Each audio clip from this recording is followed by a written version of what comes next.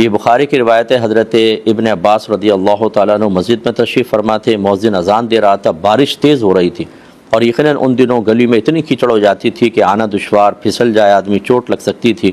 تو جب مؤذن حی علی الصلاح حی علی الفلاح پر پہنچا تو آپ نے اس کو فرمایا کہ تم بلند آواز سے کہو کہ اپنے گھروں میں ہی نماز پڑھ لیں، یہاں نہ آئیں۔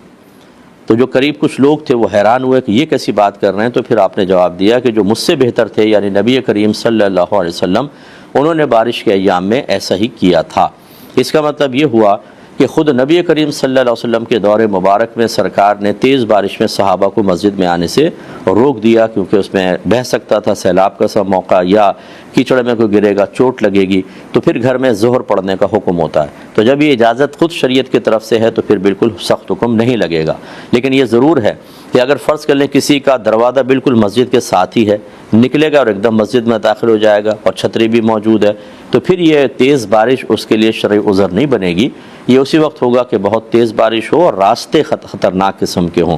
یا خود امام صاحب ہیں یا خود کچھ لوگ پہلی مسجد میں موجود ہیں، اب تیز بارش شروع ہو گئی، تو یہ کوئی شرعی عذر نہیں ہے، اب ان کو بہرحال جمعہ پڑھنا ہوگا۔